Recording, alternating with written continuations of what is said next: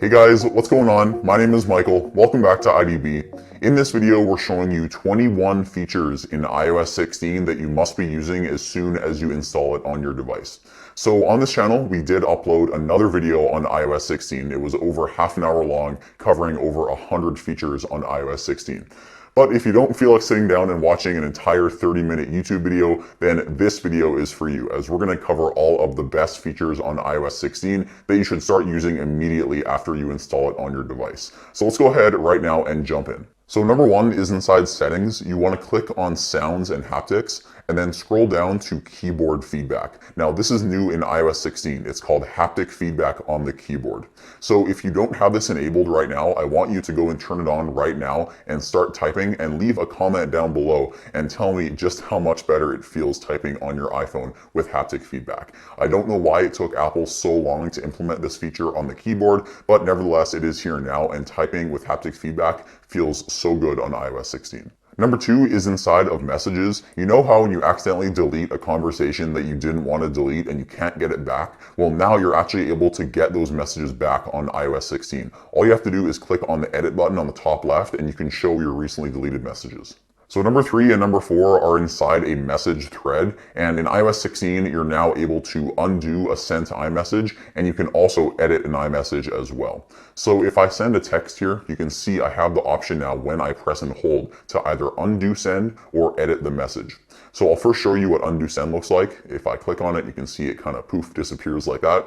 And then you can also edit the message as well. If I press and hold on it, I can click on edit and I can backspace and I can make any changes I want to.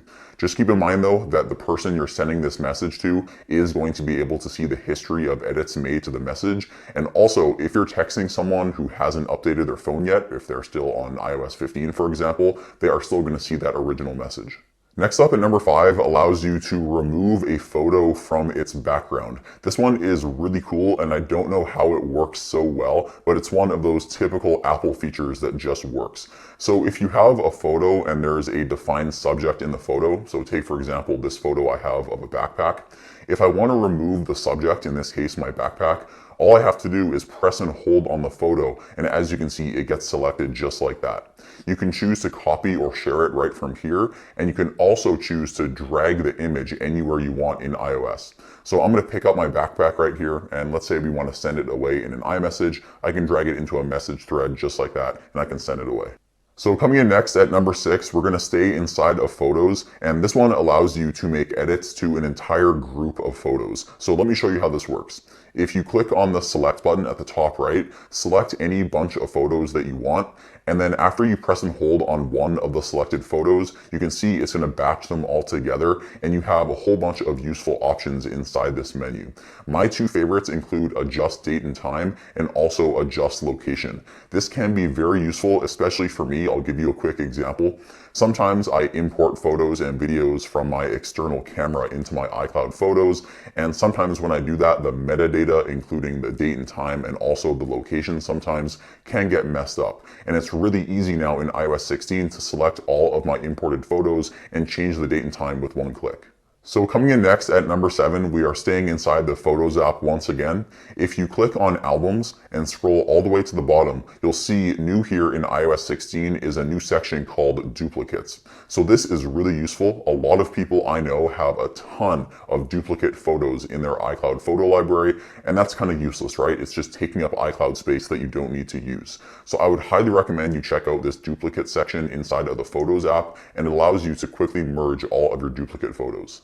So coming in next at number eight, this one could possibly be the most thoughtful feature in iOS 16. So inside the Health app, there is now medication tracking. So you want to click right here where it says medications. It's a blue icon, and you're able to add any medication you want into the Health app, and you're able to set up a schedule and also get reminders for when it's time to take your medication. This is going to be very useful for a ton of people around the world. So coming in next at number 9 is the all-new dictation experience in iOS 16. And if you didn't use dictation before on your iPhone, I would highly recommend checking it out now just because it works so much better. So dictation now supports automatic punctuation, so it's going to input periods and commas for you. You're also able to go right to the keyboard and make any edits while dictation is still running, and you're also able to put in emojis right with your voice. Smiling emoji. So coming in next at number 10, this one may possibly be one of my favorites in iOS 16. These are all of the updates to live text in the camera. So live text now supports various conversions and also translations from different languages. So I'm holding up some Spanish writing here, and you're able to see there's now a live text icon in the bottom right of my viewfinder. If I click on that, it's going to bring the text forward, and you can see there's a translate button on the bottom left. If I tap on that, you can see it's going to convert it to English right on top of it.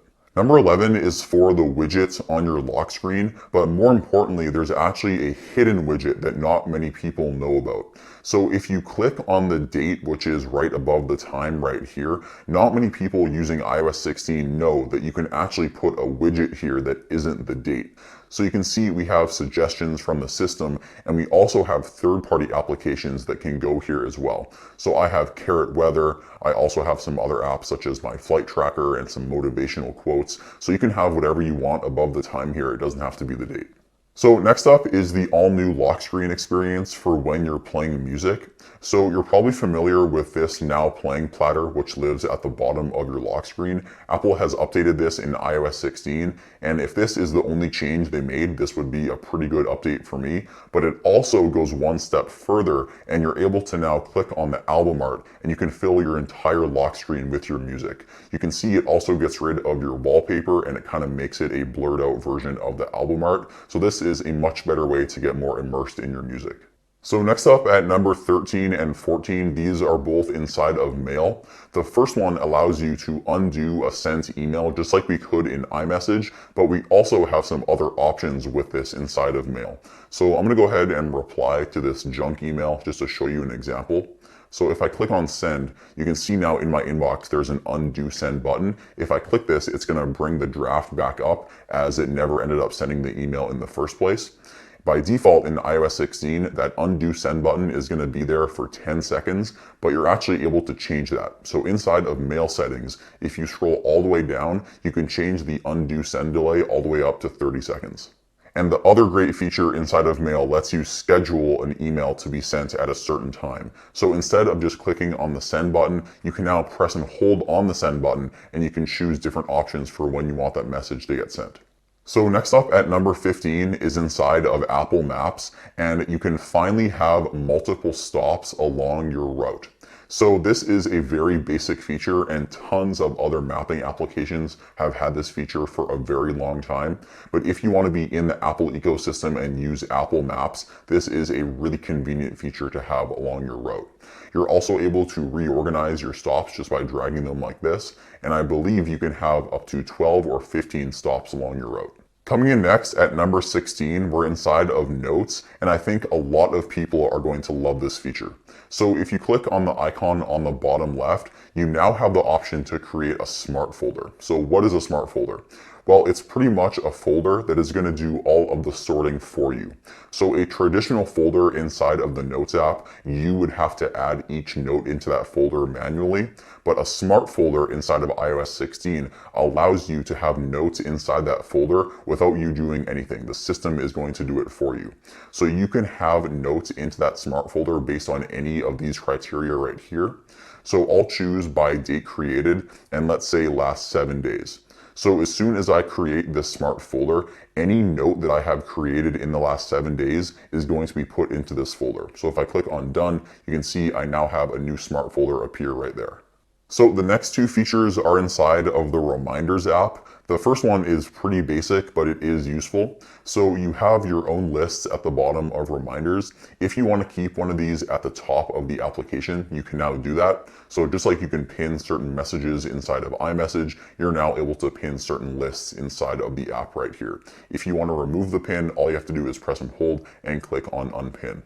And also another really cool feature inside of reminders on iOS 16 is the option to save a reminders list as a reusable template. So let me show you how this works. So I have my shopping list right here. Now, if I want to create a template out of this, all I have to do is click on the menu icon and then click on Save as Template. I'll click on Save. You can see it goes to the top of the screen right there. Now, if I want to create a new list, but I don't want to create this list from scratch, I want to have the stuff that was in that template, all I have to do is click on Add List. We have a new template section right here, and I can choose my shopping list as a starting point for the new list. So next up at number 19, we are inside of Wi-Fi settings right here. And if you click on the little information icon to any Wi-Fi network you're connected to, you now have the option to view what the Wi-Fi password is for that network. So before in iOS 15, you would only have the option to share the Wi-Fi password, but now if you click on where it says password, it's going to scan with Face ID to make sure it's you, and then it'll actually show you what the Wi-Fi password is. So this can come in handy if you don't know what your Wi-Fi password is, but you have to enter it on something new like a printer, for example. So coming in at our second to last feature at number 20 is the option to now rename a screenshot in iOS 16. So if I go and take one and click on it, when I click on the share button at the top right, we now have a new option to rename the screenshot right here. And finally, coming in at number 21 is inside of the Translate app, and we now have a camera view that lets you translate a whole bunch of text just by taking a picture of the page.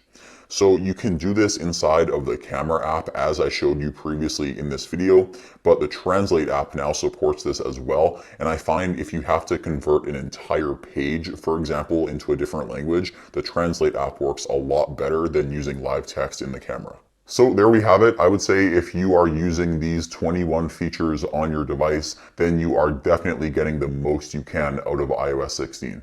If you guys enjoyed this video, I want you to head down into the comments and tell me what your favorite feature was that I covered. Also, drop a like on this video as it really does help us out. My name is Michael with IDB. I'll see you next time.